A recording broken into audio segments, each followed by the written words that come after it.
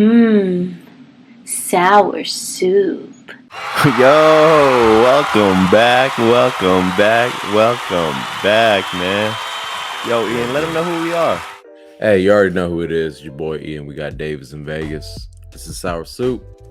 Either you like it or you don't. Just don't let it burn your throat. Davis, what we got for him tonight, bro? Dude, it's been a while, man. I'm glad I'm back, dude. It was a long little hiatus for me. You can't I'm gonna leave be me gone like that, bro. You can't leave me like that. What's You know, up? you know I'm needy. I'm needy. I need attention. I need love. Yo, I need man, you can't be the connection. only one that's always leaving us, But hey, I'm back. I'm ready. I'm a little tired, but we gotta do it for the fans. I feel you. And talking about connection. So we actually have a guest tonight. Like we've been doing our previous shows. Specifically about connection. So this person that we're bringing in tonight, her name's Amanda.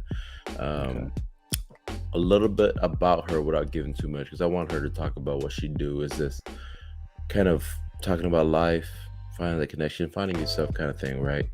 And I'm not gonna be able to do her justice by talking about it because I don't know too much, right? So without further ado, we're gonna go ahead. Whoa, man, you're going too fast. Oh shit, am I going too quick? Yeah, man. We gotta hit my the bad. usuals. Hey, like we always do in every show, hey, make sure to hit that like, subscribe, and bell icon. And please share these videos because we are growing. And thank you guys. Hey, bring her on in, man. All right. Hey, welcome to the show, Amanda. Let's go. Hey. How you doing, Amanda? It's good. How are you guys? Good. Doing good. Thank you for being here. Thanks for having me. But before we get too deep into it, I do want to do a quick toast. Man, I should have gave you a heads up. Do you have anything to toast with? No, it's all right. Here we go. Ready? Oh, Cheers. No. There she is. Yo, what you got? What is that? I knew she had something. Was that soup? Was that soup? What's in the mug? Is that sour soup? It's just a mug of like green water. You mean green tea? This is what I'm drinking. Every on morning today, I make like a green smoothie. Yeah. Oh yeah. What's in that smoothie? And then we get a bag of like power greens, just like vegetables and just any fruit that we have, and then also have like a powder of like wheat powder and moringa powder, just like healthy shit. And then after I'm done drinking the smoothie, my cup will have like smoothie residue. So then I'll like rinse out the cup with more water. So then I just have like smoothie water. I'm just like always getting like the last drop of everything that I like make. Hey Amanda, so why don't you tell our audience a little bit about yourself? What's your name? Where you from? If you went to school, what do you do? And if you date Asian guys, and how many you've dated? Okay, so let's start from page 1. So I'm Amanda Tan. I'm from, I actually was born and raised in Orange County. Right now I live in Chatsworth, the Valley. I went to school at Cal Poly, but fun fact, I actually did not finish and get my degree. I did graphic design, but I actually stopped right before. Which Cal Poly? Cal Poly Pomona. Okay. And I am married to an Asian guy. So not into guys. Yeah, because I don't know if you've watched any of our other episodes. We're doing a little series right now. We're trying to help our Asian brothers out here. We're trying to. Yeah. I don't know, and it's awesome that you're actually you're our second Asian guest, but it's awesome that we brought someone who's actually married to an Asian dude. Because I don't know if you know, but there's kind of a disadvantage and advantage of being an Asian guy and an Asian girl. We ain't the same. We're not the same. Always he'll tell me the plight of the Asian guy, but hey, yeah, I'm always Team Asian guy.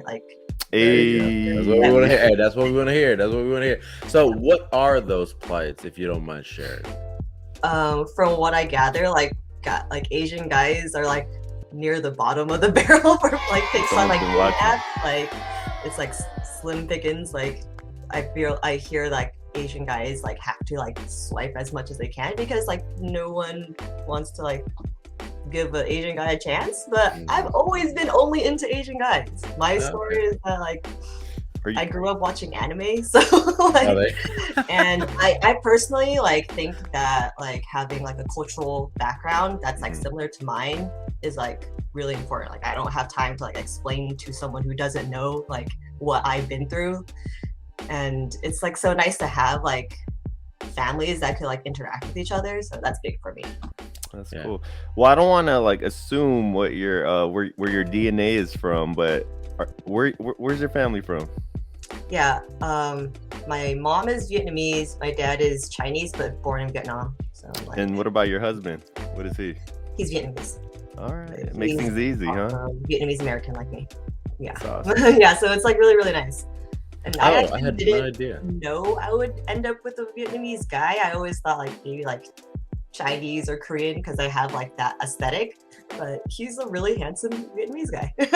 Hey, you know, there's nothing wrong with us jungle I Asians. should have gotten him on the like. He should be There's on nothing wrong with us jungle Asians, all right? So You know what? We're gonna post up his picture so everyone can see. We're gonna post it up in the show. So as soon as we finish editing, we'll definitely everyone will see why this man has captured your heart. So one of the many reasons. But yeah, I always thought you were Chinese actually when we first met many years ago. Last name Tan. Where's Yeah, well, I where's am that from? half Chinese, basically.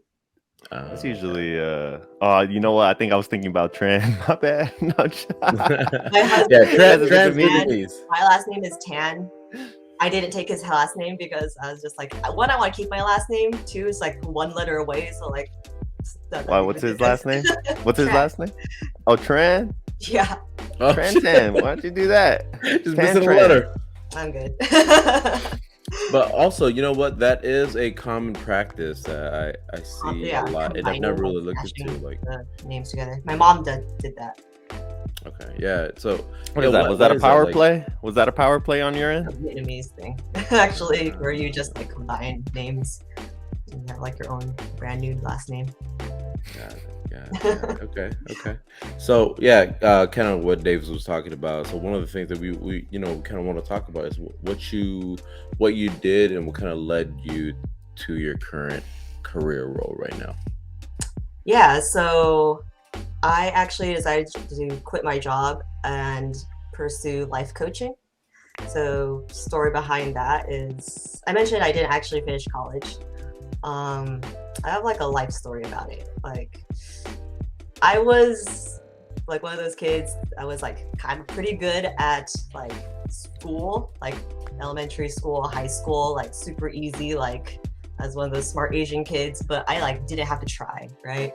I was just like getting like maximum benefit for like not doing anything. So like school was easy up until like, oh, next thing to do is like college. I was just like, sure, everyone's doing college. That's like especially part of like being like in like child of immigrant parents. Like that's just like education's like priority, like no brainer. Like you can't just not do college. So Mhm. I did it. I went. You I gotta did fulfill the major- stereotype. You know what I'm saying? Yeah.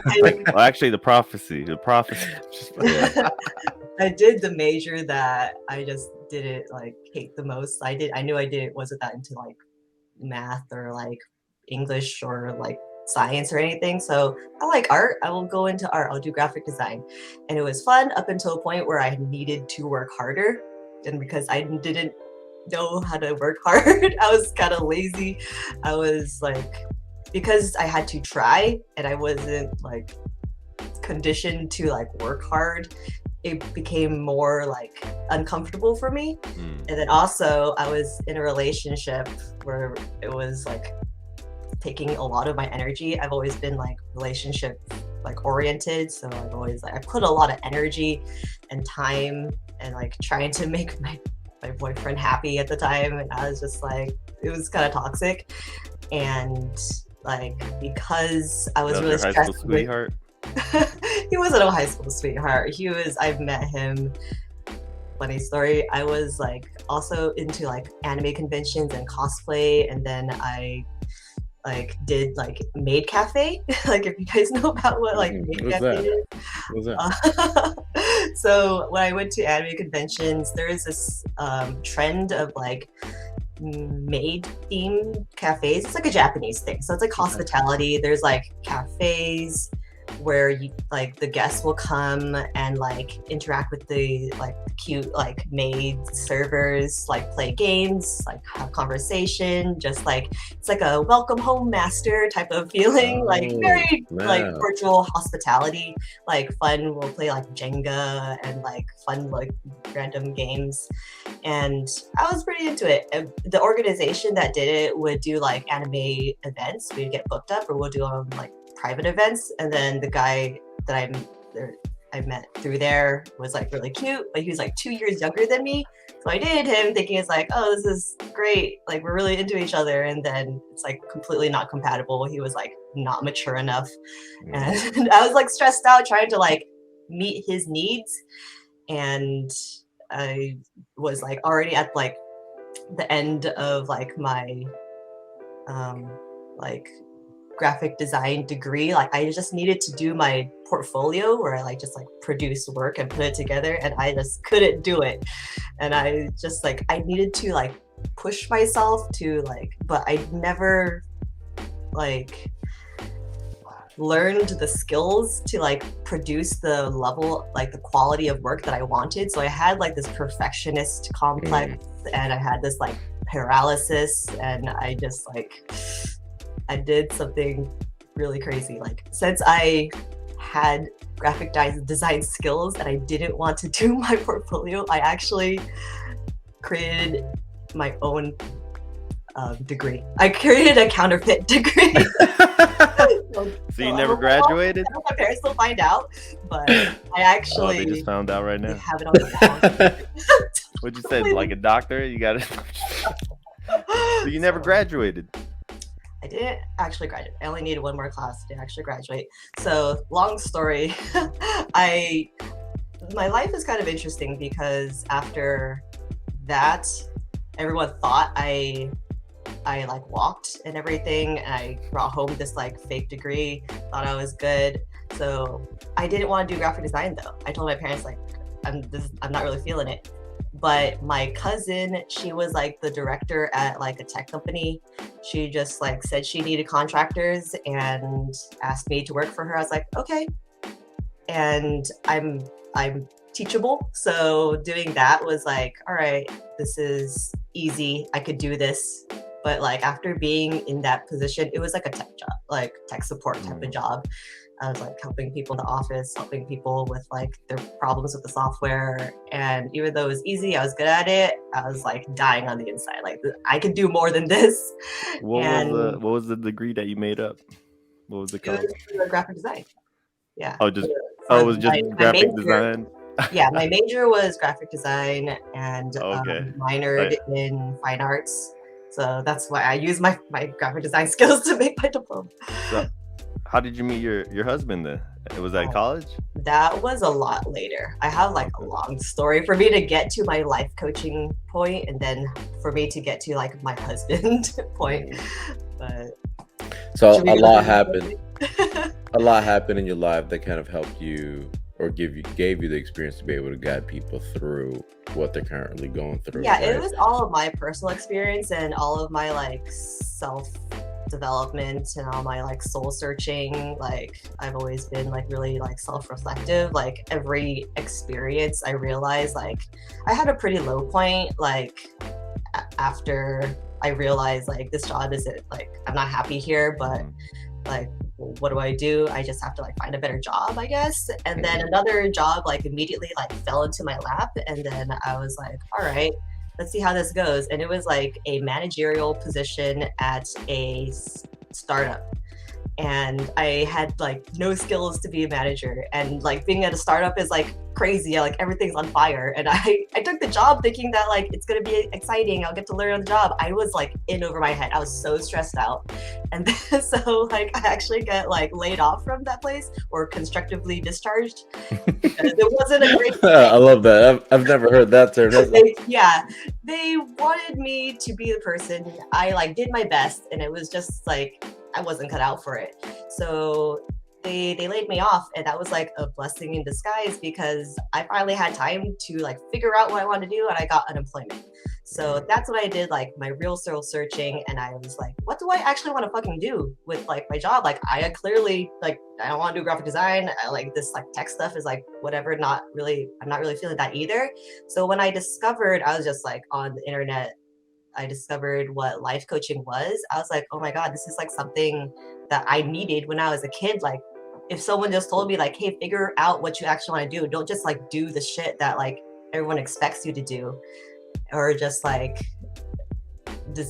take the jobs that like fall into your lap. Like I've done that. I've been there. It's like if that wasn't like your original plan, maybe you know try it out. You find out that it's not the right. What kind thing. of clients do you actually have an idea of for your life coaching? What kind of clients do you take on? So I'm specifically like my focus is relationships and like self-love. Okay. But right now I'm taking beta clients. So like Is free that mostly like coaching. females? I actually am interested in just like coaching anyone and like seeing what like just what people need help with. Is it females mostly, or? No, it's not like geared towards any particular person. And when you mean relationships, you're talking about like romantic relationships, or you're just like people just trying to see? I think this is where we're gonna butt heads a little bit. Yeah, I could help. Like I want to help like anybody, but I have like a lot of experience with like romantic relationships. Mm-hmm. So I have a strong belief that like I don't think women can give advice to men on dating relationships. What you think about that? Huh? That sounds like something a guy would say. That sounds like something a girl would say. So tell me, what kind of if a guy, let's say like for our Asian brothers out here, they said they want to find a girl, what would you tell them to do? Okay. Like I don't have instructions.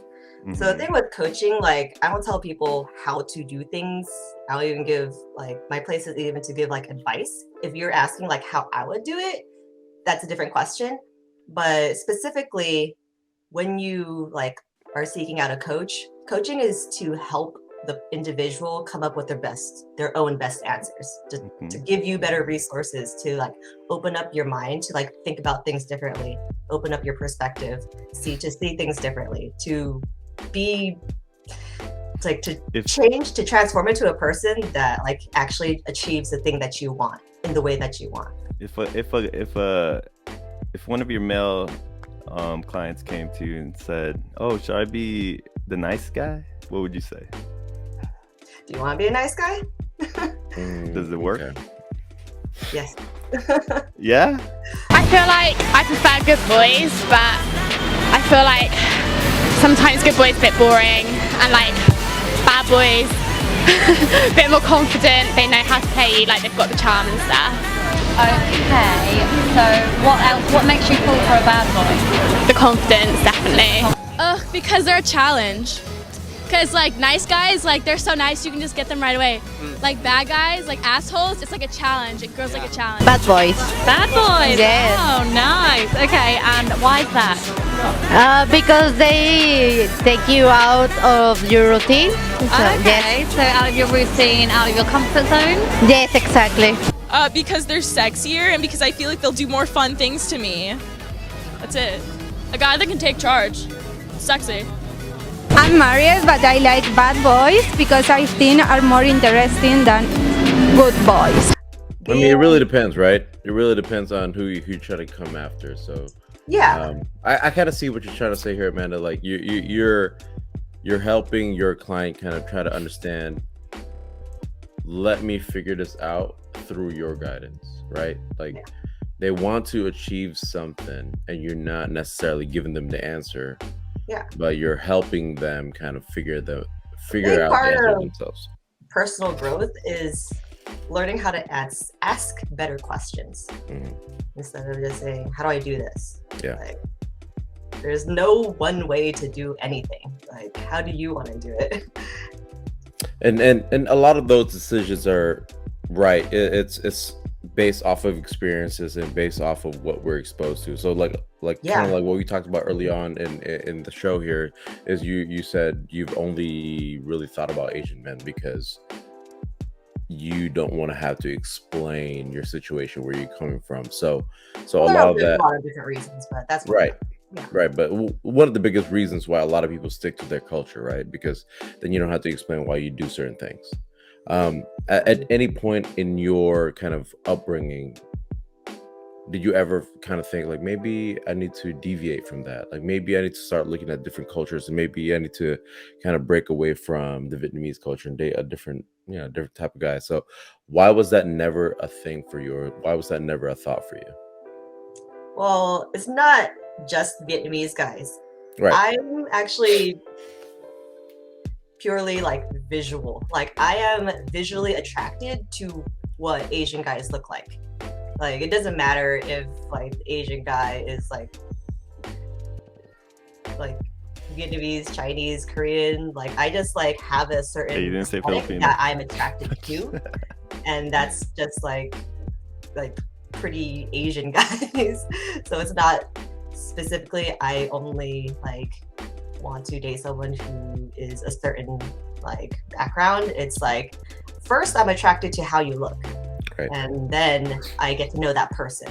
Gotcha. So like venturing into different like types like of like people of different backgrounds, like visually I could it's not like I haven't dated people of other backgrounds, but just like as far as what I wanted in a serious relationship, I just wanted like more like commonality. Gotcha. And that's a big thing that you kind of bring up, right? Like physical attraction. How important is physical attraction to you in terms of in a relationship? So is physical attraction more important to you? So kind of go back to what I was saying. So as far as relationships come, physical attraction, how important is that in terms of in a relationship, right? So is that more important than actual emotional connection? What do you think? Everybody is different, so I think it just depends on the person, because we shouldn't deny something like physical attraction. So if you're asking me, like I wouldn't have right swiped on my husband if he wasn't attractive. Like point blank, I don't talk to people that are like as far as like a dating app, like why would I talk to someone that I'm not physically attracted to? Right. I wouldn't want my like ultimate like last serious partner to like not be attracted to me. And that's fair. That's fair. So you swiped on. Important is also like the emotional connection. Like without that, your physical attraction is going to just like that's like way too shallow. Yeah. I feel like I would have to disagree with you and Ian. I've already asked this with a bunch of our other guests, and usually, maybe it's not necessarily you, but for the majority of women, there's always going to be outliers. But for the majority of women, usually what they're attracted to in the men is not necessarily their looks. It's more of what they could do for them. Like, can they provide? Can they protect? You know what I'm saying? Mm-hmm. Mm-hmm. It's not like you guys could honestly, if I was to ask you this question, and be honest with me, if you were single, and I asked you, would you want a good-looking guy who's broke, or do you want to be with a rich, ugly guy? What would you pick? I would pick neither. I would pick the guy that I think I could get. So you're gonna be by yourself? Those are your two options. I love being by myself. so that's that's the I think a major issue that ends up happening in our current world right now. I think there's a lot of there's too many independent women thinking that they don't need a man.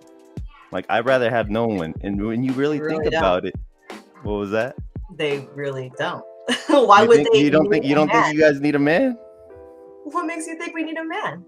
You think we're like, oh, woe is me, I need to be rescued. Okay, I just want to point out that there is nothing wrong with being dependent on someone you love for something. Because the fact of the matter is that as human beings, we can't do it all on our own. I don't care how much of a baddie you think you are and how independent you may be, you are dependent on someone for something. Right now in this phase of my life, I am mostly dependent on my husband for finances, and my husband is mostly dependent on me to take care of our children, and we're both dependent on God to give us life every day. We work together and depend on each other for different things, and in doing so, we are able to create a life that we wouldn't be able to have on our own. And that is what marriage is, and that is what family is, and it is wonderful, and it's not something to be embarrassed of or to be ashamed of. It doesn't make you weak. I'm so happy that I have someone that I can count on, someone who can help me and someone who I can help, and we can get through life together. There's nothing weak and there's nothing wrong with that at all. I think feminism is the worst thing that ever happened to women. Our job used to be no job. We had it so good. And then all these women had to show off and be like, we could do it. We could do anything. Shut up. No, actually, no. Go into that. Go into that. Go So into why? it. So yeah, go into that. I think that's in other countries and everything, they would see the importance of having a man, having a group, being a couple.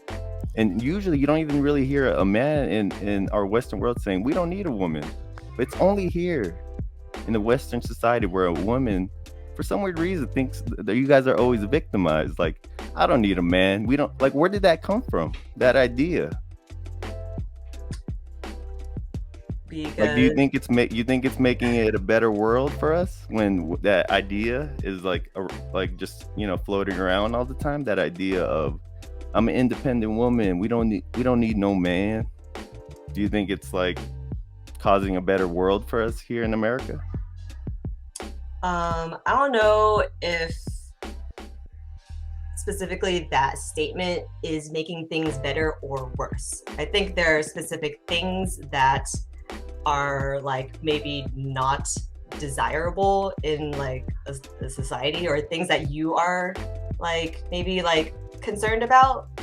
But the idea of a woman being independent and saying something like, I don't need a man, comes from desiring to sustain themselves and not relying on another person, specifically the male, to like give them value and like support them and do things for them. So We do live in a patriarchy. Actually, we don't. and I'll argue, and we'll talk about that later. But so a little bit of background about me. I work in the medical field, and I usually work with a lot of successful women who, a lot of them end up just being grumpy, just mad at the world, pissed off at it, because they ended up never getting married, never having kids. And then some of the patients I deal with, the ones that never end up healing, recovering, and just want to die, are the ones that don't have family to go home to. So that's why I'm asking you this idea of, I don't need a man, all this and that. It's easy for you to say that because you're young, you're still attractive. But when that all goes away, women don't see that. Once a woman realizes that their looks have faded, they're older, it's already too late for you guys to like all of a sudden, oh, now I need a man because no one's here to protect me anymore. Who am I gonna hang out with? I'm just saying. That's my experience. I'm not sure if you have a quite the correct understanding of these women's situation. I do, because I talk to them and I hear what they say all the time. So they're all saying that they want a man, and that a man is going to solve their problems. But I think it does bring more richness to their life. That's maybe your paradigm in the life that you understand and makes sense to you, and that's maybe your solution for someone like them, or maybe even the solution for you and your life. So why did you get married? Why did you get married? Because I wanted that I wanted a life partner that I could share my joy with. But you don't need it though, right? That's what you're saying? Yeah, I don't need it, actually. Damn, I feel bad. I don't think you understand. I feel bad for your husband, for you to say that. Understand. I think you have this idea that just because I don't need him, I don't rely on him, that I'm not like a clingy like parasite for him. No, you don't need to be clingy for someone to need. If you need somebody, like I'm married, I need my wife. I love my wife. Like we need each other. We complement each other. But for me to just say, "Oh, I wanted to get married, but I don't need her." Yeah, I can see. I can see both. Kind of weird when the man says it, but then when a woman says it, it's kind of like society kind of like just agrees with it. Yeah, I can see both sides of it. Like I can see where a man is coming from. Like she's saying, like I don't need somebody to feel that fulfillment, right? So that's what she's coming from. Like I don't need that other person to feel fulfilled, complete. And then I can kind of see where Davis is coming from. He's married, just like myself. I'm married, and that need of that partnership, because you build that bond and connection with that person, and you kind of grow that level of need for each other, right? Because now kind of go into that relationship, you understand like you do a certain piece of it, and then the other part is that person you're in a relationship with kind of bringing that other piece to it. So the need is there, right? But I mean, Amanda, I kind of want to dig into where your mindset is coming from, right? A little bit more, because this is about you. We want to know a little bit more about you. Is why do you feel like you don't need your husband now that you are married to him? You guys have built this connection and kind of your flow day to day. You guys obviously live together. So why don't you need your husband? It's not a matter of like needing. It's like, I choose this. I want this. We've created this space and this commitment to each other. We love each other. We want to be a part of each other's lives.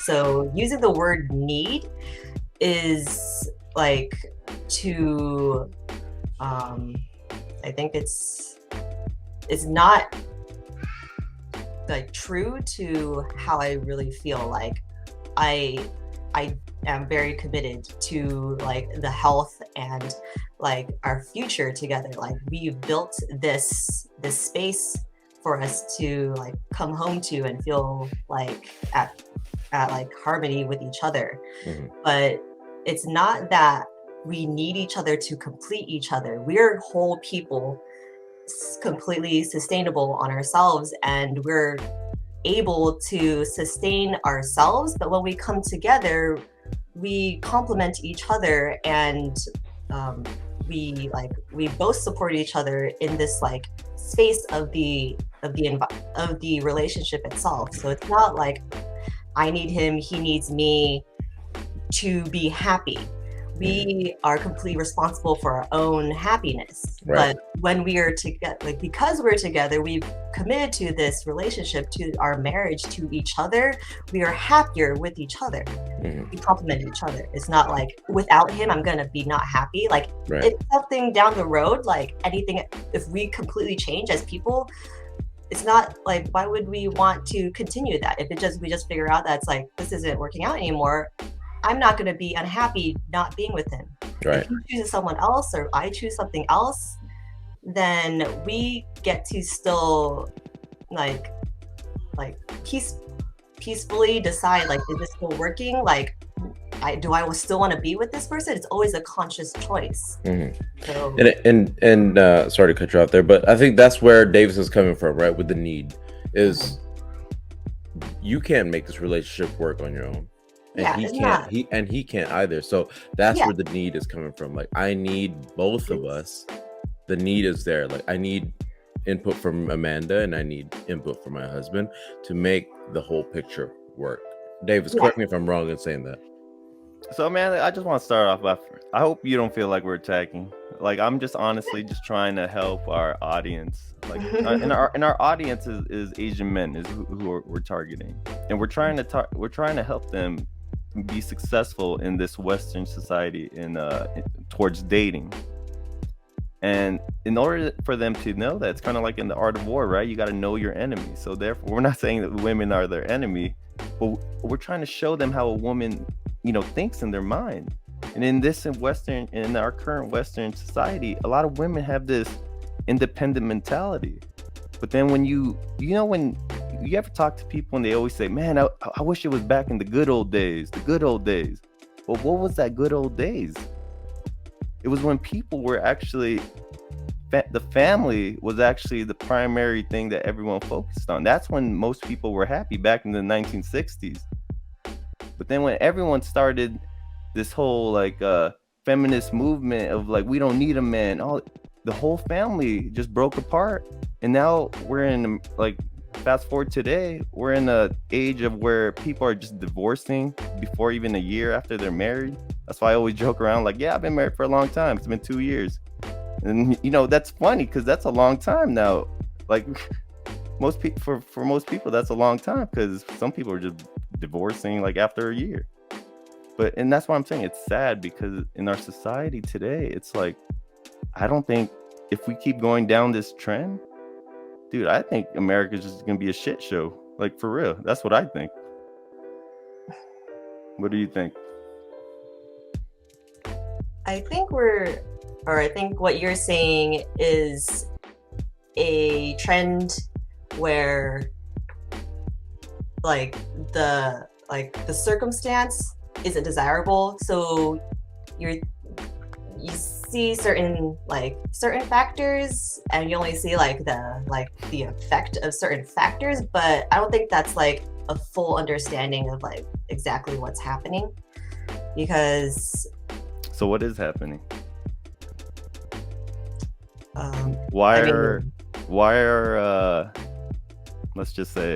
people getting more divorces? Why are people unhappy? Why are men, I don't know if you've heard this, but everyone's saying men are now soft nowadays. What is the explanation for all that? I'm not sure if that's what everyone is saying. It is. And you haven't heard some people you haven't heard people saying oh, men are all men are bitches now. Dude, men used to be a lot more tougher back then. You never heard that? No. Tell me, why are we so blind to see that the ones we hurt are you and me?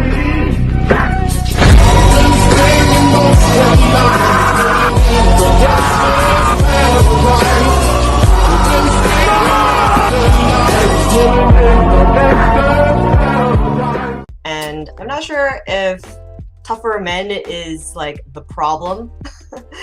And I don't think more independent women is the problem. I think people are just trying to figure out how to grow, and they're also figuring out there were actual problems from the past that people didn't know how to resolve, but it looked a certain way in the past, and now things are different, and now we're seeing oh, it looks like more people are divorcing, and so we think that there's this problem from all these other factors. But are you sure those people in those relationships were actually happy the whole time? Actually, if we're gonna pull up a statistic here once I'll edit this, and you'll see, I'll put it up. But statistically, women nowadays are the most successful, the most free they've ever been, and the most wealthiest they've ever been. But compared to their 1960s counterpart, they're the most unhappy.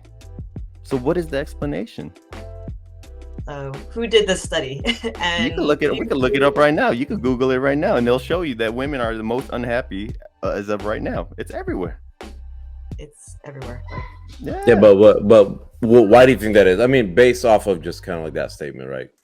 Just curious, as a woman's perspective, why do you think that would be the case? Whether it's true or not, why do you think that would be the case? If they're more unhappy, because I don't speak for most of the women. Women today in comparison to women in the 1960s, where I mean, if you kind of look back historically, back in the day, women weren't in the career fields. They were more secretaries, etc. So not necessarily in that, not in that leadership role, or just like raising their family, right? Housewife kind of thing. So based on these studies, which we'll post after editing, why do you think women today are not as happy as those women in the 60s? What do you think that is? Based off your opinion, what do you think that is? I can't speak for most women. I'm not sure why. Your opinion, why do you think that would be the case? Like, why would someone be unhappy? There are a lot of reasons why people could be unhappy. Okay, let me ask you a different question then. Isn't it kind of weird that there's now a lot more like commercials about people taking antidepressants, people committing more suicide, all this and that? Yeah. So like, why is this all happening? Why are people more depressed? Yeah. I think there are probably a lot of reasons, right? Specifically, recently there's like a pandemic, there's like global recession, like crazy inflation. So what are this pandemic? What's the biggest stress that's causing? What's the stress? What stress is it causing to people to be depressed because of this pandemic? A lot of people like lost their jobs. They couldn't socialize. They couldn't go out. They couldn't live. So finance, right? So finance. So wouldn't it be a lot easier? And this is why this pandemic, honestly, it shed a light to a lot of these modern women, because it showed that, dude, what am I gonna do? Like, oh sheesh, I do need someone to help me pay these bills. I don't have enough. A lot of women came out. You can go on TikTok, Google. They're like, fuck, I need a man now, like, because they were losing. Everyone was losing their job, and I don't know if you want to agree with me, but I think when you have two incomes coming in, it makes things a lot easier to pay for, right? Devastation from the coronavirus pandemic is not evenly distributed. Although the disease seems to be deadlier to men, the economic fallout is hitting women harder. According to a recent National Bureau of Economic Research paper, there are two major reasons why this recession is tougher for women. First, this crisis has hit sectors where women's employment is concentrated, like retail, hospitality, even healthcare. The second reason is coronavirus shutdowns have closed schools and daycares, so the sudden loss of childcare makes it much harder for women who haven't lost their jobs to keep working. I think you have a very narrow idea of how to solve certain problems. It's not really narrow. It's actually so easy and basic that everyone's actually gone away from it. And it's like, dude, the answer's always been right there. We're a lot stronger together. What was that? That is not the only answer, to depend on a man to create more. I said that we need to depend on each other, but also women started seeing this is why this whole OnlyFans thing. How come all these women started panicking when OnlyFans said, yo, we're gonna stop doing these adult contents? Because a lot of people make money off of OnlyFans. Exactly. But then when that shut down, they were like, oh fuck, now what? I didn't realize this was an insult show. No, it's not. It's not, man. And I hope you don't feel that way. But really, we're just really trying to dig deep into how a woman, I don't think you're thinks asking and that feels. question, but I am asking. I'm asking why. Okay, let me word it. How come you think that men and women don't need to be together? Like, how come it's so hard for? They don't need to be together, but all I'm saying is people can rely on themselves to solve their problems. People should want to be together because they love each other and they agree that this is a great fit. Not just because this is going to be mutually beneficial and this is going to help me pay the bills and this is like a great solution to my life goals. Like, that's not why people should get together. Okay, let's change it. Let's change up the scenario. You and your husband are walking down an alley, and then some guy just comes and tries to rob you guys. Who's gonna protect? Who's gonna come and protect who? What if I could just protect myself? But obviously I have a husband, so he's gonna help. Oh, why was he's like, I don't want. Oh, that's too dangerous. I'll let you handle it. Then I'll handle it. And based off of that, what would be kind of like would that change your point of view on your husband, your relationship with your husband, so you find out that he's unable to protect you? I don't think it's a matter of being unable to, because everyone has their reasons for doing what they do. So do you have a, what do you call that, concealed weapon? Do you carry a concealed weapon with you? No. Have you trained in self-defense at all or anything? No. And how tall are you, roughly? Like 5'2". And how much do you weigh, if you don't mind me asking? Like under like 200, like under 120? I don't want to really pry, but are you under like 120? Yes. So you think someone of your size with your skill of self-defense can take down a grown man who's like 200 plus pounds? I'm just saying, because you said you could take him down. What happened? I didn't say I was going to take him down. I said he's going to come and rob you, so who's going to come and protect you guys? You said you could do it. If he just wants to rob me, I just give him my shit. But then your husband's right there, so aren't you going to be turned off by him? Like, dude, why didn't you do anything? What if he doesn't want to do anything, then he doesn't want to do anything. So just kind of backtrack a little bit. I don't want you to feel like we're attacking you, and that really isn't the case. We're just trying to dig deep into like women's point of view on things, right? Yeah, and I think I'm stumping Davis because I'm giving him all the wrong answers. I don't think I'm saying no. It's not. No, you're not stumping me. I'm just letting you talk, but it's not the really wrong answers. Yeah, it's not the wrong answers or anything like that. It's more so we're hearing you out and just kind of just learning more about you and learning about the woman's psyche, right? Like what their point of view in these type of situations. So thank you for that input. But on going forward the show, more on the coaching piece. Like so you got into that, you kind of find out as a career goal for you. How's that going for you right now? What kind of people have you been working with, and mainly what kind of things do they want to focus on so far? Yeah, so since I just started, I'm currently taking like beta clients, so I'm open for like free one-on-one coaching right now. So my main focus is relationship, like health, because I feel like I have a really successful relationship, and I've helped people like clear like negative emotions like from their past, things that are holding them back. Right now I'm helping a client who is in a really complicated situation with their wife, and they have like a polyamorous like relationships set up, and yeah, I just support the people that who has is it multiple wives or multiple husbands? It started off monogamous, and now the wife has a additional boyfriend. That's tough, right? I mean, how's that working out? Complicated. Very complicated. If you go into a relationship, let's say you really connect with someone and they're like, hey, you know what, Amanda, this is my lifestyle. Like, I don't want just one partner. But if they're openly accepting of that, or like open with you about that, would you be able to accept someone that you genuinely have a really good connection with and be like, you know what, I'm okay with that. Let's do that. What does that look like for you? Yeah, personally, I'm actually also polyamorous. So my current husband, we're very monogamous now. When we first started dating, I actually wanted an open relationship. What? But he didn't. And it took us some time for him to really like figure out what that boundary was for him. He's very monogamous.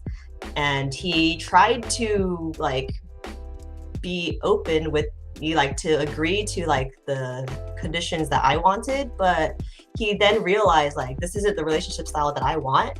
And he let me know like, hey, I love you. Like, I don't want to change you. Like, this is not the relationship I wanted. He was ready to like let it go. And then that told me like, well, did he know that from the very beginning? He knew that from the beginning. You knew that? Yes, Oh fuck, I man. made that clear. I would have been And like, fuck this. I'm he out. was. Fuck this shit, I'm out. I know most guys would be like that, but he really was in Fuck love yeah, with man. me. We ain't trying to share. I mean, maybe if it's 2 girls and a guy, but dude, There 2 guys and a are- girl? Oh fuck there that, is a dude. No community of real man would be polyamorous like okay with that out shit, there. man. There are real people, believe it or not. Yeah, who those are betas, man. Those are in- betas, dude. Beta. Those are some simps. I'm just saying, dude. No real guy. Channel. No real guy would be fucking be like, yo, I'm gonna let another dude be with my wife. Like, come on. For real, this is what the world we're going to. No, but at the time they were just dating, right, Amanda? No, I Yeah, know, but at the time. I'm saying if I found out from the very beginning that this girl I'm interested in wants an open relationship, I'd be like, hell no. You see what happened with Will Smith? You see what happened with Will Smith? Come on, man. Yeah, and it's crazy because I never. Only recently I started hearing about that. Like, and I'm sure this was happening way before I even heard about it, but only recently I started hearing about people in open relationships, and it takes that. I can't even imagine. Like you said, Davis. Like, I can't imagine letting my wife be with another man. There's no fucking way. But Amanda, I'm just curious. So, what is it about a relationship that was your preference? Like, what is that about? So personally, I'm a person that can have romantic feelings for like multiple people at once. And during that time in my life, I felt like I was such a complex person. Like, just like statistically, I believe that like no one person can meet all my needs. So I would have multiple partners to meet my needs because I thought that just made sense to me. And I know it work and like a lot of communication and like very much like a lot of like tending to like understanding every person, making sure everything is like clear and like okay with it. It's a lot of work, but I was like up for that because I wanted to like have my needs met. You wanted your hot girl summer. I had my hot girl summer. I had my whole phase. So I just thought that like made sense to me. But then I met Chris, my husband, and turns out he's actually able to meet, like, we are so compatible that he does meet all my needs. Like, How old I'm is your husband? completely satisfied and happy. And I thought I was gonna miss out on my freedom, like my sexual freedom. And turns out I don't miss that. I had my whole phase, and now that's not a huge priority that I need like sexual freedom. I need to have multiple partners. Some people, that's a thing, they need that.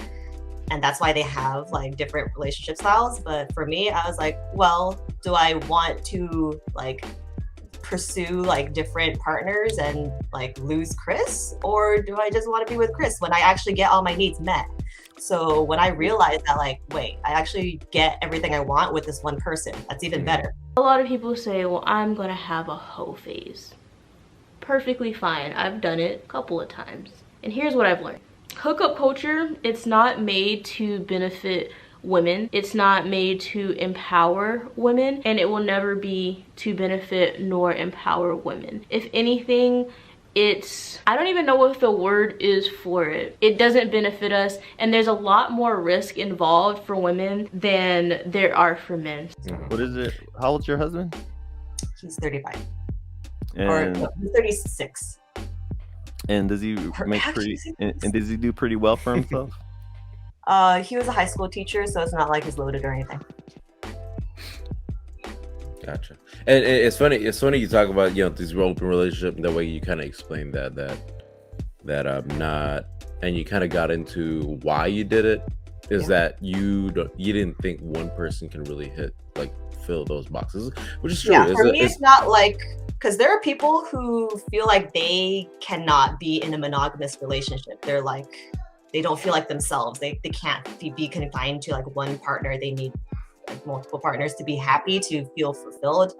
But that's not me. For me, it's more like, I know I could love more than one person and like make it work. But it was more like, I thought it made sense. Just like, Yeah. But that's not. You think if you went off and like stepped out of your marriage, you think Chris would stay with you?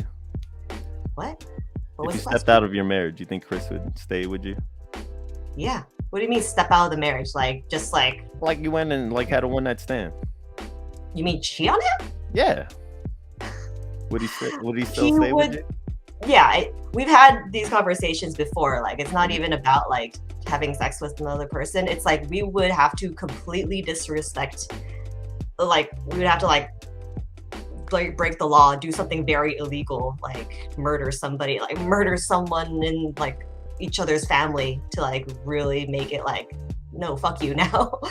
But like just cheating on a person, like we've come to like understand like there's something else going on there. Why would you just have sex with somebody? You could just tell me like you want to have sex with somebody and it's like not that big of a deal anymore.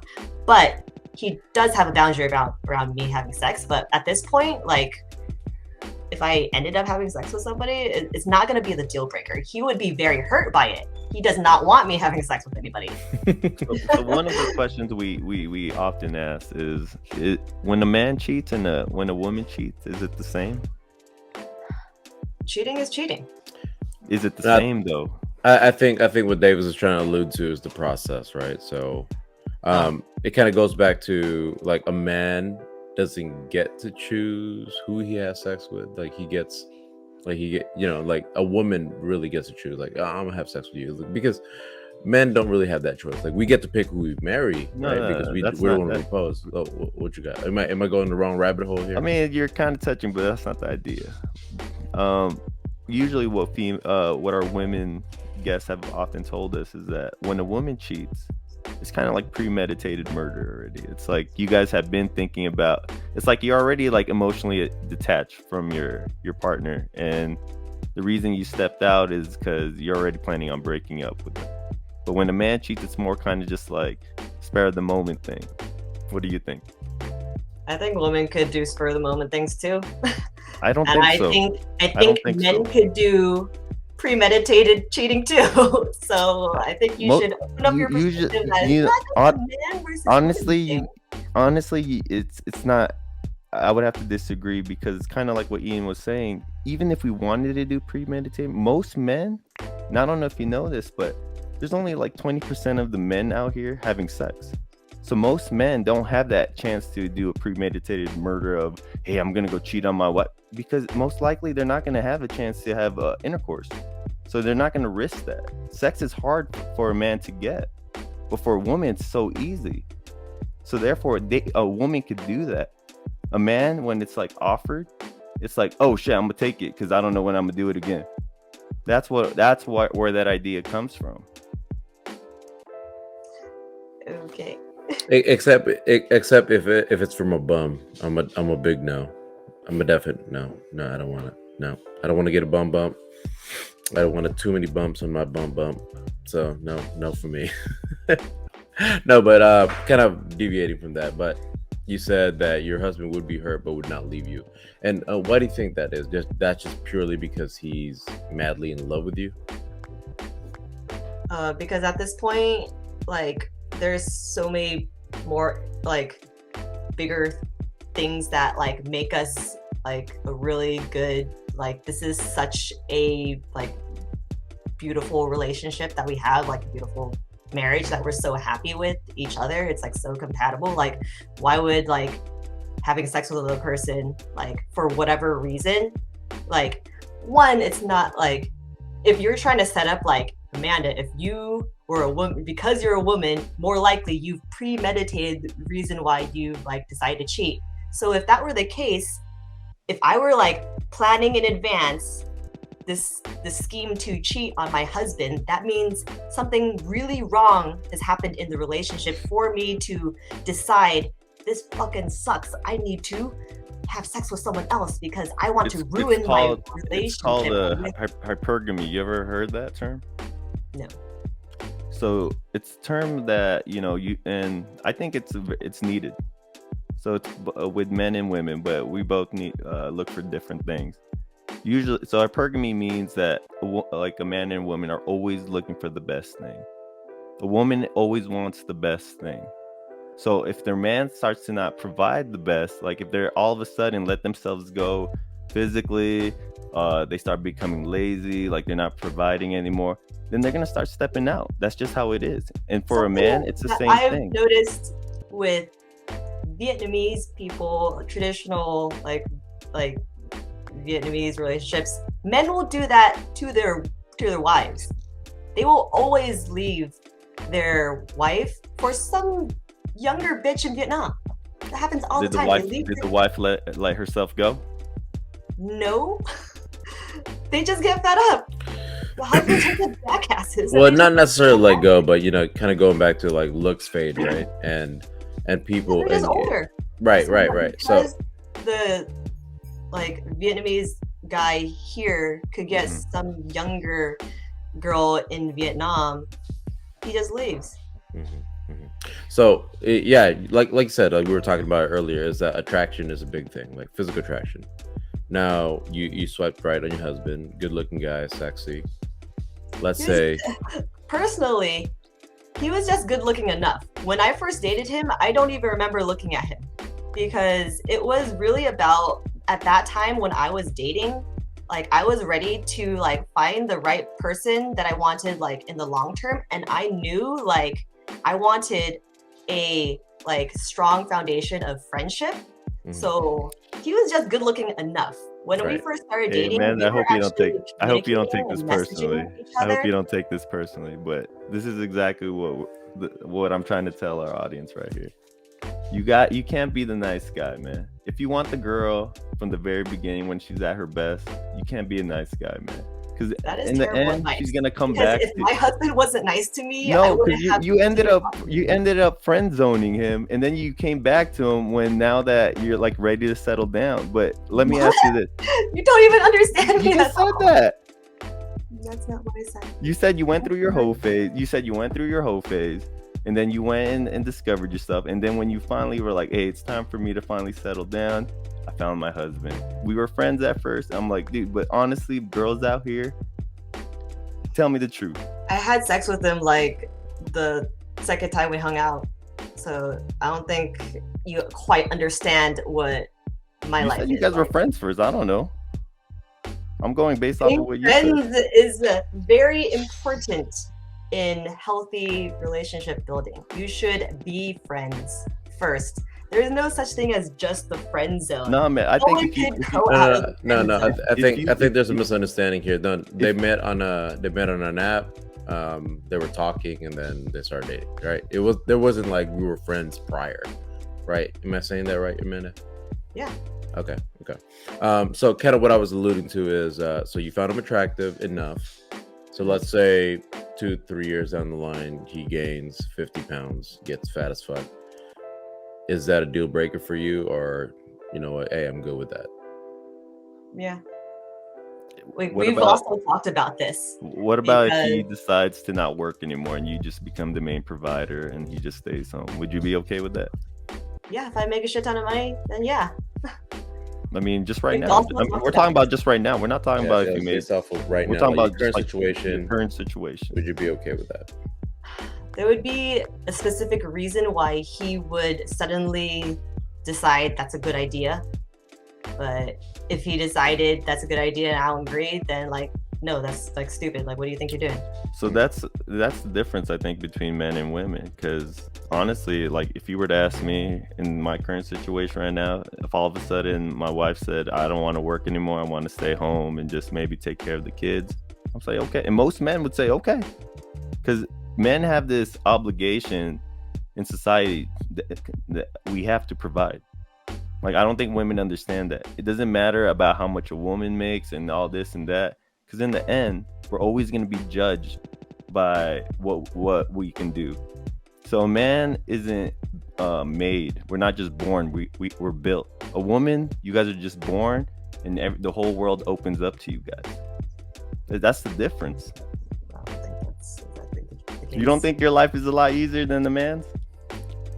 No. So you never got into a club for free? Oh, my life is so hard because no, but I'm trying to say these are the little things. Have you ever gotten into a club for free? Yes. Okay, and in Your life's most, so hard. I don't know. I don't know You if have to you. pay I don't 10 know. bucks. And hold on. I'm so So sorry. I don't know if you have. I'm not saying you have an OnlyFans, but I'm saying like, do you know people who have an OnlyFans that are women, and then they're able to make so much money real quick? Yes, Do you think a guy could do that? probably. Because I've been trying. Trust me, I've been trying to sell my feet pics, and they ain't working. So, so I'm just saying. What Davis is Probably basically 'cause saying you're is not that working hard enough. no, what Davis is basically saying is that as much as a lot of women think that this is a man's world, it really isn't, right? In many ways, because at work, I have to watch what I say because there's women around me. Like a woman would never have to really think about that. Or, you know, going back to what he was saying, OnlyFans. Women run that shit because that's just the way the world kind of fucking functions, right? Women get free things all the time. In Vegas, you get a free table. So there's a lot of things that there are a lot of privileges of being a woman. So that I think that's what he's trying to allude to, that we cater to women naturally. Like that's just how the world works. That we cater to women more so than men. What's your opinion on that? I think at this point, I think the way that we are like been conditioned, like you think that you're catering to women, but like it's always men that are on top of any like big corporation. Who makes the most money in companies? Men, mostly white men. Like, why is that though? Just off of your opinion, that this is not obviously you're not doing researches on this, right? So just based off of our opinion, like why do you think that is? Like why do you think men are always in these positions? This is just off of your own observation and based off of what you think is happening. They've just always been, so that's just how the system's been working. Do you believe that there's a wage gap? Yes. Like who's benefiting, men or women? Men, white men. I'm gonna tell you that's been debunked. There's really no wage gap. There really isn't. That's just that's a myth. It doesn't exist. And the reason there what was that? I think in a lot of companies there is. I'm not sure if isn't. you're looking at all. So a lot of the most of the time. So first of all, it's against the law for a company to just discriminate a man and a woman to pay them unequally, because they could. So therefore, it's a high risk for them to even do that. And second, if there was really a wage gap, and if I was a real smart business owner, dude, I would just hire all women if that's the case. But that's not the case. And the only reason men make more is it has a lot to do with personality. It has nothing to do with, because you're a man, you're a woman, I'm gonna pay you less. No, it's more of like personality. Men are more, how do I say this? When we want something, we're more kind of like, we're gonna fight for it. Usually women kind of just agree, like, okay, So therefore, when it comes to negotiating their salary, we're like, nah, I want this. So they end up getting it. And then also, a lot of the harder jobs and the more dangerous jobs, who does it? Men or women? Yeah, women are applying for those jobs. Exactly. What kind of jobs are women applying for? No, that's a good point, Davis. Like a lot of these researches are based off of like a very small pool of professions, right?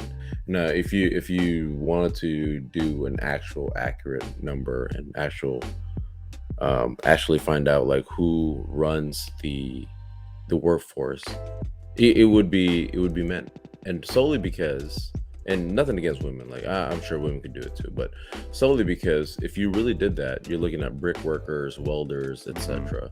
Majority of those professions are run by men. Like men typically are the ones doing those jobs, and for many reasons, right? So why do you think those professions, Amanda, in your opinion, why do you think that's solely run by men, or mostly men do those type of work.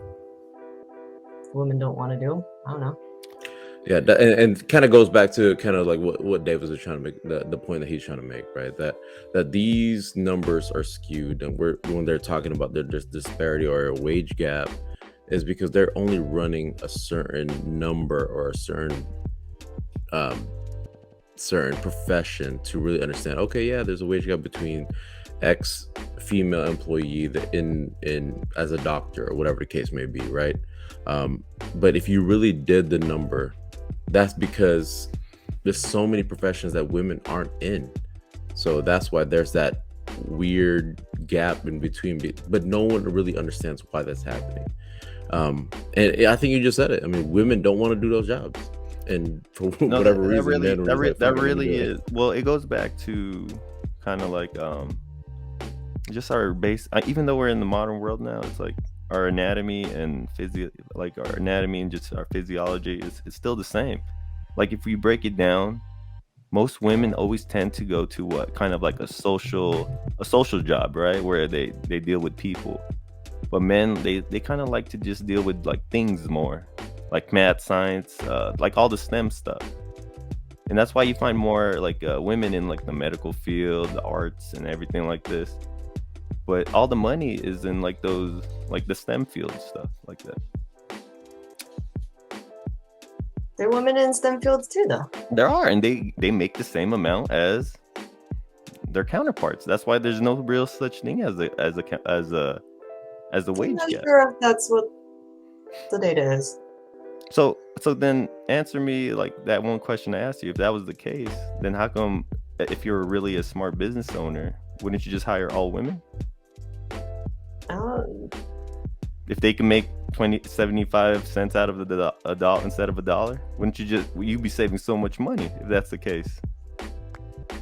Like, I don't know why like people hire like who they decide to hire. I don't know what Davis is trying to say. Like your argument is that there is a wage gap. So what Davis is saying is like, I have a company, I want to make max profit. He's saying, wouldn't I just hire all women and pay them considerably less than their male counterpart in order for me to have max profit? That's what he's saying. So if you truly saying there is a wage gap, wouldn't a company just do that in place of hiring men? I don't know. Maybe that's like too obvious. I think it's unconscious. There's a thing called unconscious bias. So people hire thinking based off of like, this is the best fit. But then when it comes to like the salary thing, like there's like this unconscious bias where like women are going to be okay with like being paid less. And then also women are going to be okay with like accepting less. Well, that's why I went back and said it's all about personality, right? Like most women, I'm sure it's not you. I'm sure you seem like someone that would fight for, hey, I want a higher pay, you know? But most women aren't going to be like that. But usually men will be like, nah, man, pay me a little bit more. Give me a little bit more extra. We're willing to take that risk. Most men are willing to take a little bit more risk for a little bit more reward. That's why we're able to usually take on the more risky jobs, like the more dangerous ones, join the military and all that stuff. Because we want like a bigger reward. I'm not saying women don't do it. It's just on average, men just do it more. That's it. That's why there's no wage gap. But aside from that, Chris is your husband, right? So how long you guys been married, and what kind of well, I don't want to say trouble, but what kind of roadblocks have you guys had in your relationship, and how did you find that? How did you guys kind of navigate through those roadblocks? That's a good question. So we've been married since April 2020. Actually got married for 20, and we had the biggest thing. My boyfriend, like when we were dating, for him to like really like resolve with me was like me wanting an open relationship, him figuring out what his boundaries were. Like it took him a long time for him to like decide, like try to make it work, and then decide like, no, I don't want that. and then say like, this isn't working out for me, but I don't want to change you. So I'm like, maybe you should just find someone who could make you happy. And I was like, actually, I am happy with you and I don't need that. So I'm happy to just make this like a completely monogamous, exclusive thing. And that took him months to like really like figure that out by himself, and then come to me with like that like resolution. But like throughout that, even though he had like so much like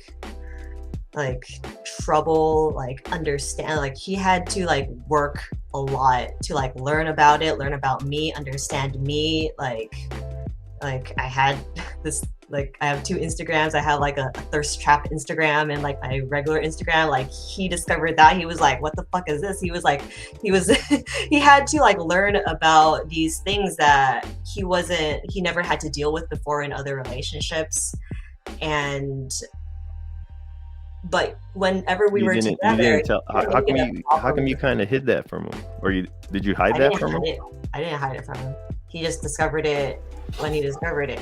And you guys were together already? And yeah, we were already like boyfriend, girlfriend. I wasn't hiding it. It was just like there when you finally like found it.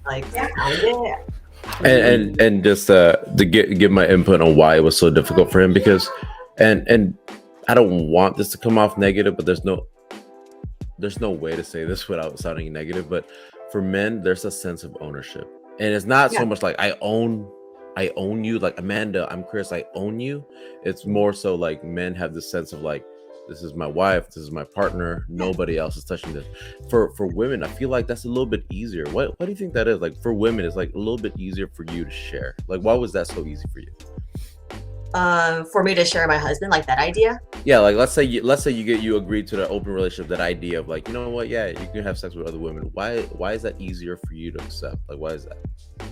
Well, for me, because I don't think I speak for like a lot of women. Like I don't think I have like the same like way of thinking than a lot of like other women do. But personally, for me, like I've gotten to the place where like I'm the type of person, like friends, family, partner, like I just want you to be happy. Like it's not about me. Like it doesn't have anything to do with me. But the way that I see sex, it's not like so like just like between like so sacred, so just between like your one and only loving partner. Like sex for me is just like, oh, I get to enjoy this like activity with a person that I'm attracted to. It could be fun, it could be lighthearted, it could just be like touch and go, and like who I love and who I really want to be with, that's still like special and like really intimate. And that's like a different type of like sexual experience. But like I also see sex as like can be completely casual, respectful, completely like consensual, but like I'm like, so have like sexual partners, other sexual partners, it's like if that makes you happy, like then I want you to pursue the life that makes you happiest. Like it doesn't like I don't take it personally. Yeah. So in your case then, since you are very open about that, that's actually really refreshing. Like, for a lot of people, that's very, very hard pill to swallow. So in your case, what would you consider like that's fucking cheating and I won't deal with that shit? Well, when I was younger, like cheating is just like, why would I deal with that? Like you decided to disrespect me, so bye. But at this point, like there are things that are more disrespectful to me than him deciding to have sex with somebody. Because now this relationship, like they're different, like it's so safe for us to just communicate with each other. Like I'm like super attracted to this person, like I want to have sex with this person, just tell me, like okay. Like, you know what, Amanda, believe it or not, I actually agree with you. So, and what I mean by that is, for a woman, like I was trying to get to this earlier, but for a woman, when a man cheats, it's not sexual. It's not if they slept with someone else. That doesn't really like, it'll hurt you guys, but it won't hurt you guys as much. What really would hurt you guys is if this man all of a sudden starts using his resources like for another woman, like starts buying this woman a house, a car. Would you agree? Like what? Yeah, like obviously that's just Like starts paying her bills instead of like, yo, man, we're trying to build something. Why are you using that? Why are you spreading that resource over there? Would you agree that's more of what a woman would consider cheating instead of just the sexual? there's like everyone gets to determine within the confines of their relationship what is cheating to them. There's no just like one set definition of what cheating is. It's just whatever your partner, what you agree upon is disrespectful, like to us. What are our boundaries? Like what are we okay with that we are agreeing upon? Like that we are okay with and we are not okay with. Yeah. If we're not okay with, that's cheating. And for you, it seems like She like giving you resources. What if you're like fucking loaded and like you're just okay with having like money? It's just that and we're not talking about you specifically, but just because we can't talk about the specifics, we gotta just talk about in generality, right? And in general, most women, they don't mind sharing their man. Like, I mean, look at these celebrities. I don't think that's like a true statement. Like I don't really think they would. Like, dude, if it's a high quality guy, right? Like, let's talk about a celebrity because we don't know the same people. Like, if it was Drake, you really think women would care if he sleeps with somebody else, or would they still stay with him? Most women would stay with him even if he's sleeping around. Like, that's the truth. That's a good point. That's a good point. Like there's that in that sense that's on the extreme end of it, right? But you gotta have that. You gotta have that shut up money. You know what I'm saying? It can't just be some Joe. Hey, you know what? Hey, that goes both ways. If I was with a millionaire, like let's say if I was with Nicki Minaj, I'm like, hey, do your thing, girl. As long as I'm your main squeeze, shit.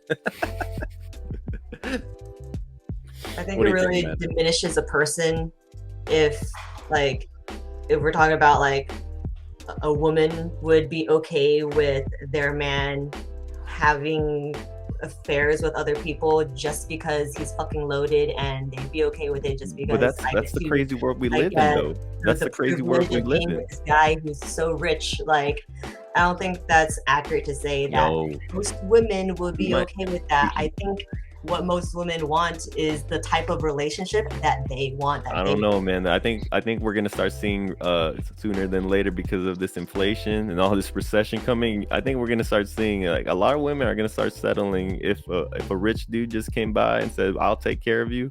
I think a lot of women would just be like, "Oh, okay, I'm okay. Just do what you gotta do as long as you're taking care of me." Sure, people become more resourceful. They need to solve their problems. You gotta survive, man. But real quick, I am curious though. I am curious because I find your the way you kind of think about relationships very interesting, Amanda, and like not in a negative way, not at all. Like I just find it like very interesting because not a lot of people are like that's a compliment. Yeah, that's actually I think that's awesome, right? But kind of going back to I really want to find out, like, based off of the things you were saying, the things you're explaining, it seems like cheating to you would be more so on an emotional level. Like if you saw Chris connecting with somebody else at an emotional level, do you think that's cheating? Is that worse than physical, like sex? Well, that doesn't even bother me either because I'm polyamorous. I have the capacity to love more than one person. So if the question is what constitutes cheating to me, like I've already gotten to the point where like I'm so like, as long as you're happy, like for him to do something behind my back, like for him to just do something that he doesn't want me to know about, I guess that I would consider that cheating. But then I would just be like, well, why? What's going on? Like, what are you so dissatisfied about in the relationship with me that you just can't be honest? Because we have built like a completely safe space where we could tell each other anything, and it's never going to be like, oh my god, like, blah, blah, blah, like we're gonna like make it to a fight or anything just because anything, like him having sex with him having more feelings for somebody, him even like paying for shit, like why? Just talk to me about it. So it's more so let's communicate about what you want and let's work through those issues, or not necessarily issues, but let's work through those feelings, right? Whenever there's anything because we've built like such a strong, safe foundation where like it's always now like really fucking nice, and like we feel at ease with each other. It's always like light and we have fun all the time. It's just like we are so comfortable, not just like comfortable like whatever with each other. We like love being with each other. Like it feels like That's how it great. should be. Yeah. So It's when awesome. I can't anything stand when ever like bothers us, we Mhm. are able to just bring it up, Yeah. resolve it. Like Okay. right away. I always think it's funny when people say like, dude, how could you hang out with your wife or your significant other like for 24/7 or whatever? I'm like, dude, I love my wife. I like being around. That's the reason I married her. Some people, I'm like, they hate who they're with, and I'm just like, God damn, I feel That- sorry you know for you. what? Why are you with them? Exactly. Exactly, and that's what it is for a lot of people, is that they Yeah. settled, right? They settled, and kind of like we're haven't kind of like figured out how circling to around make this. it work. We're kind of circling around this topic a little bit. Is a lot of people settle for an Amanda, I think you said it best, is a means to an end. Like fuck, like I'm at a Yeah, certain they just point need to in my solve a life. problem. They need to like fill a void. They need, you know, someone to help them pay the bills, Hey, like someone to fit the bill Yeah. and just like make it work, instead of just having like focusing on like a happy A relationship, genuine connection. healthy, genuine connection. Yeah, like I'm a- that's I'm a- why I'm a- a real I'm- relationship should happen. Not just like I have bills to pay. Like Yeah. make more money So then. I'm gonna play devil's advocate again. Amanda, do you think that a woman should start thinking at what age do you think a woman should start thinking about having a serious relationship? When she wants to. So what age is it? Like, I don't know. I think There's for me no there's one age. there's like a Some range people- where they should start being serious. But for you think it's just any? When they choose, when they feel like they are ready, when they are mentally there, when they desire it, when they are like Do you want to? Are you genuinely are you and Chris interested. planning to have kids? Yeah. So this is why I'm asking. Like, and isn't there like a higher risk if a woman waits to like start being serious, like in her mid 30s, late 30s, early 40s? Don't you think there's a higher risk if they're trying to have kids? I guess. Yeah, medically they call it Like what is it? Geriatric pregnancy high risk. geriatric. Yeah, exactly. So like, I forgot what the exact number is. We'll add it to the show, I but think it's like 35 is like when they Yeah. start. which is thinking- kind of but- crazy. Kind of crazy if you think about it. Like 35. Holy shit, I'm 35, and I don't feel geriatric. Well- holy shit. well, But for I'm- women, you know, there's Yeah. a lot that's involved in, like, you know, carrying a baby, obviously, and a lot of factors in that, and how our body works, which I'm not a fucking doctor, so I don't understand. So it is crazy. So because of that, a lot of women, I feel like that's a big factor where a lot of women also settle. Like, you know what, fuck, I'm in my 30s now, I need a baby soon. Yeah. They just end up Right? settling with whatever Yeah. dude, man. Yeah, and they get with some like person that is terrible for them, And that's why. and they just have good. And that's then why they I'm have saying. a completely dysfunctional relationship. And now you're stuck. You're stuck. And You're that's with me why now I'm forever. saying, Amanda. I Or think they for just most split, and it's women, just a shit show. don't you think? That's why I'm saying, like, don't you think, Amanda, for most women, like, if they really want to get their dream guy or whoever the best that they can get, they should like start settling at their very peak, like where they're like the hottest, like that they could be. And usually it's like what, around 25, 26. This is some fucking insult shit. Like, no. Start You don't settling at their peak? Yeah, you don't. So you What don't. does that question even mean? Like, they So should I'm get not. married So this has when nothing to do. they're So when this they're has. the hottest? Is that So what this you're is. So trying this to has nothing. Well, this I'm gonna explain it. So that this has nothing to do with the value of the person, the individual. But what I'm trying to say is their sexual market value. You ever heard of that term? Sounds like something. So usually women, their sexual market value starts at what, once they turn 18, and then their peak is like at what, 24, 25, and then it starts to go down. And then a man, his sexual market peak doesn't start until he reaches his 30, because that's when he starts to get more financially It's more independent. career based. His body is more matured now, because women mature, right? It's a known fact. Women mature faster than men. So therefore, there's a biological reason as to why a woman at her very peak, there's a term called the wall, before she hits the wall, like, I think that's the best time for her to start settling down, have her fun in her early 20s. But once you reach that mid 20s, if you want to find that best dude, don't you think you should hit it at your very peak?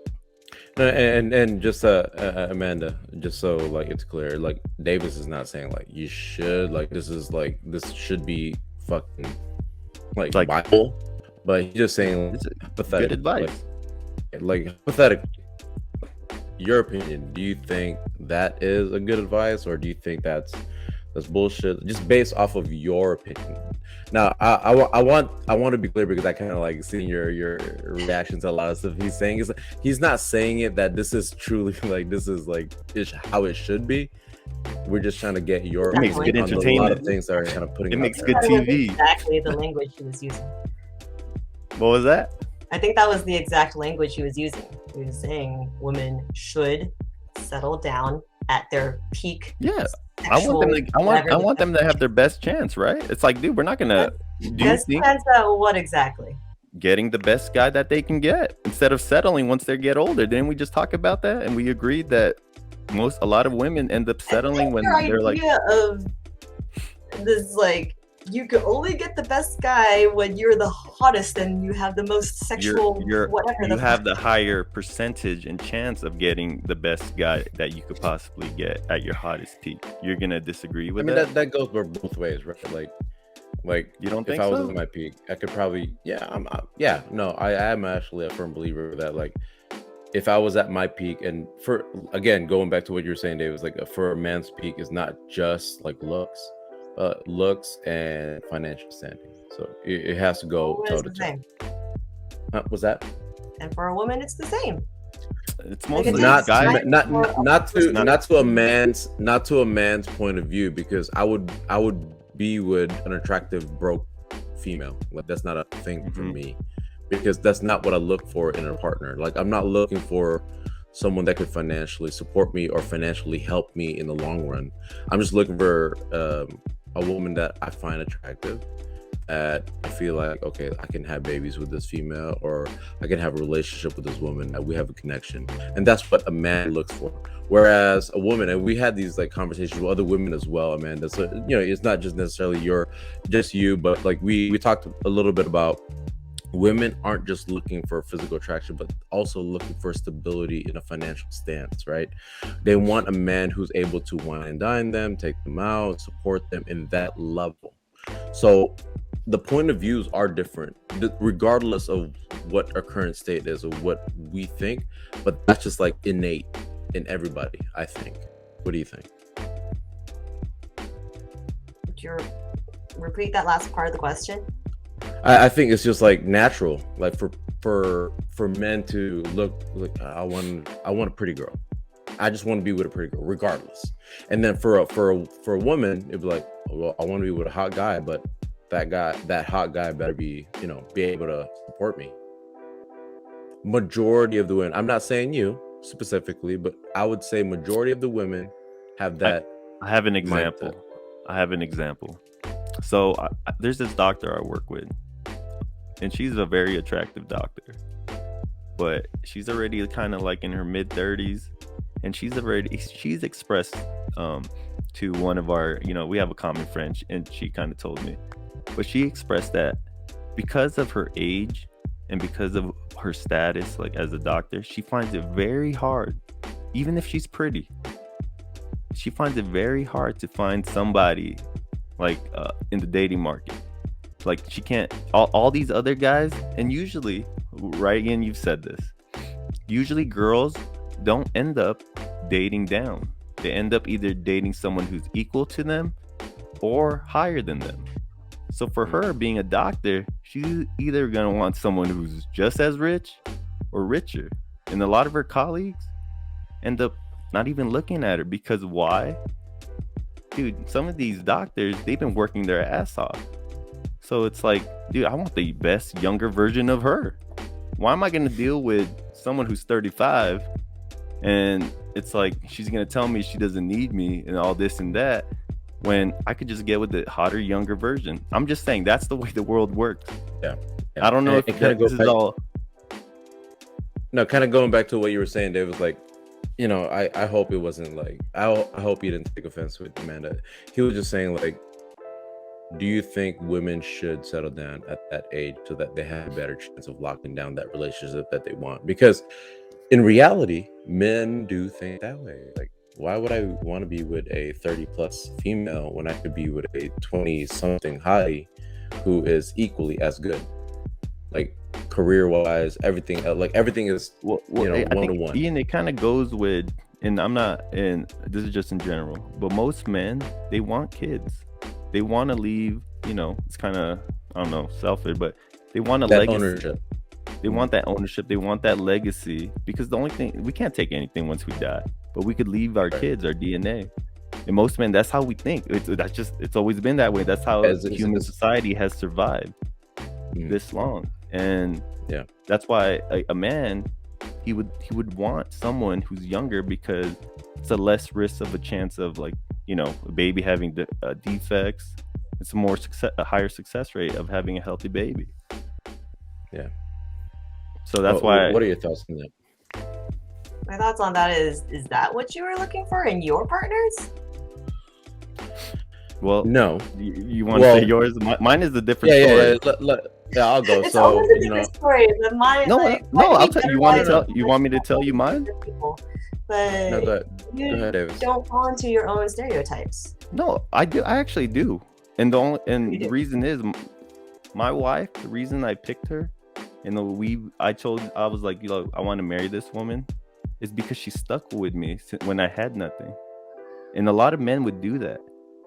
A lot of men would end up being loyal. You look at all these celebrities, like professional athletes, like LeBron James, what is it, Snoop Dogg? They're still with the same woman. It's a woman that stuck with them when they had nothing, and then once they became successful, most men, I don't know, that's why it's funny to me when they say men cheat.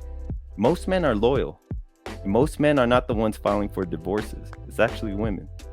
But we'll get into that some other thing. But anyways, so me and my wife, she stuck with me when I had nothing. We've been through thick and thin, like all these drama. We went through a lot of shit. And I really, there's no one else that I would want to be with. That's why me and her are together. And I saw in her that this is someone that would be a good mother. That was number one also. So you don't think other women are like your wife? You think your wife is like a unicorn or something? And you don't think women are not just going for guys who are just most women. I think my wife is one of the nowadays in today's modern society. A lot of women aren't like how my wife is. A lot of the times, most women will not stay with a guy who's like that's broke in the beginning. They don't want to build a boo. They want someone that's already like he's already made. That's why most young girls end up being with older guys. And young guys, that's why I tell these guys, like, you know, that the stereotype. Yeah, like that's just the stereotype that you just explained. Well, that's just how it works in society. You know, unfortunately for guys, it takes a lot for us to become men. It's not just given to us. We have to fight for it. We really have to build. There's a lot of struggle into. That's why I don't know why a lot of people want to become men. I'm like, dude. You know, that's another conversation, but it's hard being a guy. I'm just saying. Cry me or whatever. But so another thing I want kind of dip into a little bit before we hop off is, Amanda, so you decided to go ahead and quit your 9-to-5 or whatever you want to call it, and you and your husband are now going to travel the world. That's fucking exciting. What led to that decision?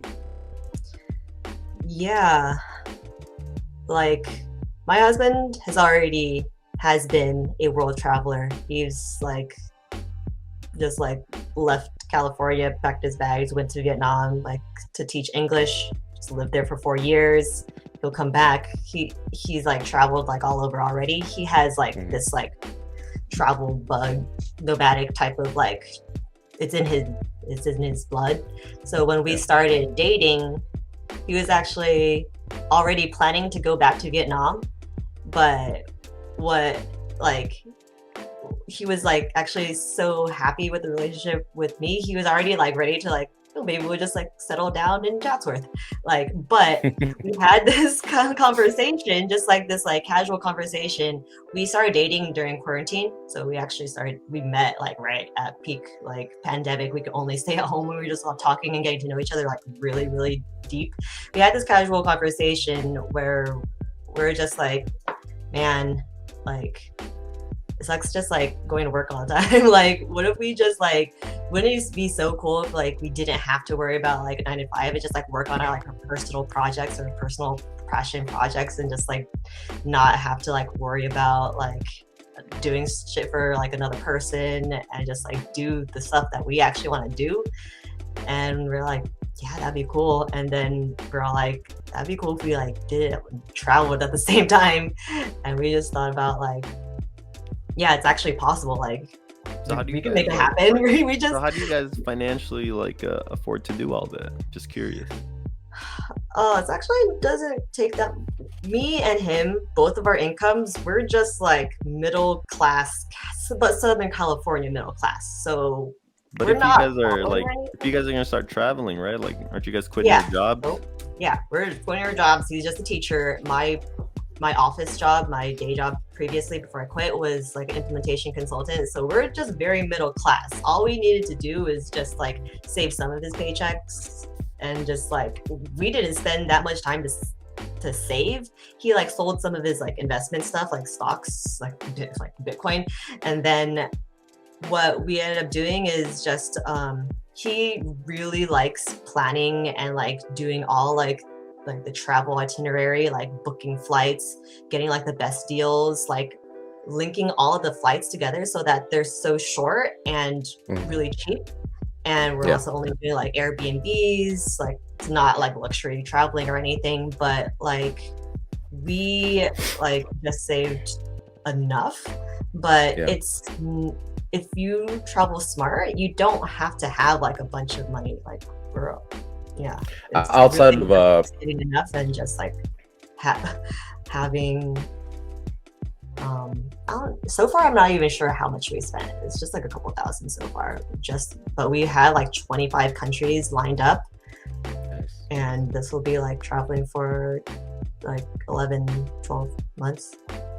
We'll actually be coming back. Whose idea was that? Was it yours or online life coaching? Definitely his. But I was like, yeah, that sounds dope. Let's do it. And we just like he like looked at the numbers, and he's like, yeah, it's totally doable. Like, you don't have to have a lot of money to travel, but it is still a luxury. Like, we don't have any responsibilities, no mortgage, no kids. So yeah, we could just do take it. Advantage. Yeah. And while we're out, we could also like work on our own like streams of income. Like, I want to like do life coaching, which I could like create income and work anywhere. So that's what I want to like focus on and build my practice in that. And she also wants to we want to do like YouTube, and like he wants to also just hone his skills as like illustrator. He wants to make children's books. So he could also teach. He's really good at teaching English. So we're going to be making money while we're out there also. So that's also going to like keep us afloat. But we already have enough to like save up. Just like a couple of paychecks is like already. You guys have a conversation around like maybe opening up a couples OnlyFans account? Would you guys open to that? Hey, OnlyFans doesn't have to just be adult content. This is a funny thing that you mentioned. I actually, like when I was very single, I actually sold like explicit content. I took pictures. I did it for fun. I was just like, woo, I have all this freedom. How much money you made?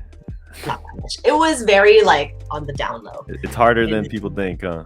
No, it's a lot of work. No, girls who do like OnlyFans, it's a shit ton of work. Marketing, constantly working. They have to like do all their costumes and new shit all the time.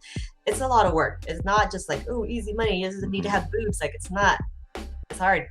Thank you for They're telling hard. people that. A lot of these girls are getting that misconception that it's just, take a picture of my feet and then. No, a lot of people have that misconception. Men and women Yeah. have that misconception that like, Yeah. oh, you just have to have boobs and you can make a shit ton of money. Like, no, it's a lot of work. But I used to like do that on the side, and I like doing photo shoots, and that was like when I was in my hoe phase. I felt like really like liberated, like I could have out my freedom to do like these things that like make me happy and make me feel like empowered as a woman and shit. And then like Chris found out, and I said like I still kind of want to do that, and he was like, no. He was like, Right. I mean, like, that's a typical response, like, man. I That's the didn't right know response. it was such a big deal to him. That is a big There's deal. that sense of ownership. I That had sense of no idea. ownership comes in. Honestly, it was like completely over my head. But then when he just like explained it, like it was just so disrespectful for him. I was like, oh, okay, I'll just stop. Like, okay. Hey, man, that, like, yeah, if at you this don't, point, like, if you I don't mind me asking, like, and this it has nothing to reflect on you, but what do you consider is a high body count for a woman?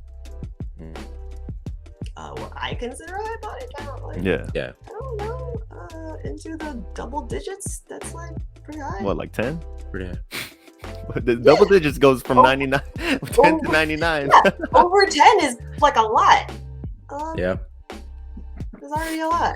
Anything over What 10, what do you like, consider high, Davis, for a woman? What do you consider high? For a woman? Oh, Yeah. Anything past 5? Yeah. If it's past 5, I used to think that way too. Like I used to think like, like a number like bothered me. But more and more I think about it, like fuck, why do I care so much about that? Dude, I Because care it goes back about to that. No, it goes back to that sense of ownership, right? That sense of ownership and yeah, and like and it somehow I devalues the woman to have sex with more men. But do you devalue a man when they have more sex with like more women? No, like, I get that. different. No, Probably yeah, not. that's what I'm trying to get at, That's man. alright. That's what I'm trying to get at. And the more I think about it, Double the more I standard. think about it, and the more I learn about like that part doesn't really fucking matter, and it's more so on the connection and what this person can do in a relationship. So I stopped thinking about that. That used to be a basis of like who I dated, who I got with, but the more I thought about it, I was like, fuck, that's an unrealistic ask of anyone that I was talking to or planning to have sex with, because they have a life too, and if they want to get some dick, they're gonna get some dick. You know what I mean? So I can't fault them for wanting some fucking dick. as long as you're safe, like why does it matter? Yeah, that's right. That's Well, right. hey, But- you guys are the outliers. So hey, we need those. But, yeah, dude. You just gotta stop caring, just like this bunny. This bunny stop caring. But anyway, with that being said, Amanda, I truly appreciate you joining the show today. I know I didn't give you much basis of what we were going to talk about. It was just, like the show is just really about like we're gonna have a genuine conversation. It's not scripted. It's just we're gonna bring up some topics, and we really just wanted to get a true insight or a true view of your opinion on the topics we're talking about. And thank you for letting us be a part of that. Talking a little bit about your relationship and your future plans with your husband, which is fucking awesome. I wish I could fucking leave and just fucking travel the world, but I got 4 kids, so I can't leave them. So I gotta talk to somebody else about that. But no, again, truly appreciate you jumping on the show with us tonight, Amanda. Thank you so much. Yeah, thanks for having me. Amanda, good luck hopefully editing you all don't of that. hopefully you don't hate me too much. It's just I'm trying to make good entertainment here. No, but Yeah, for yeah, real, yeah, like kind of like what Ian was saying. We do appreciate you and like any guest that comes into our show. For real, like you just being honest is freaking amazing. Like most people won't be honest like this, and people kind of need to see this genuine side of like just people. Most of the time people don't get this opportunity to just have a dialogue with people. Like sometimes they don't agree with them. A lot of times people are just want to play it safe, like okay, we're just gonna all be sheeps and just like and honestly, for real, like I didn't mean nothing was really like towards you or anything. And honestly, and I really do appreciate you coming to our show. You're welcome to come back anytime. Have me on anytime. Even if I'm traveling, we could like try to like make the That time would be zone dope. work. That would be dope. Yeah, just catch me whenever. Like, Why- if I have why don't you- Wi-Fi, I would love to come back Why because don't you so this is your chance to kind of like give your last advice, and if you want, why don't you give your social media that you want people to find you in, just so you know they could connect with you and help your channel grow and everything. yeah. Let me. You can just say, and then we'll type it. We're gonna type it out. Okay. Yeah, my social media, you can find me on Instagram at amtan.amandatan. Yeah, I'm a life coach. I focus on relationships, like really like helping people overcome like their like personal blocks and like learning more about themselves and like becoming more true to themselves, to like really love themselves and then create the relationships that they want, create the type of life that they want. And like I truly believe that like self-love is like the core foundation of like being like a whole like healthy person with like who's like knows how to like support themselves and support the people around them without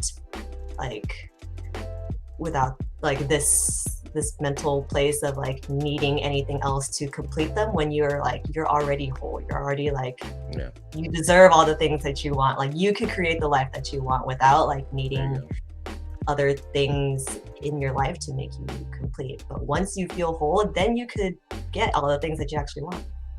And it's exactly what you guys are doing. But I know your husband is trying to grow his channel too. What's his YouTube channel? Our Instagram, so we have a travel Instagram. We just started it. It's Chris and Amanda. It's like literally us two. We only have one video up right now, but yeah, we plan on Instagram, Chris and Amanda. What's that? Chris and Amanda on Instagram? No, Chris and Amanda on YouTube. Okay. My Instagram is amtan.amandatan. Hey guys, make sure you guys support them. All right, go follow. We'll put the link down at the bottom, and make sure to subscribe to them, help their channel grow and everything. You know, Asian supporting Asian. Yeah, that's right. Asian love all around. No more Asian hate. Asian love, baby. There we go. Hey Davis, let's Hey, go. with that said, we are gone. Cause I'm a island boy. Oh, I'm a island boy. To Amanda and Chris. To Amanda and Chris. Safe travels. Safe travels. Water.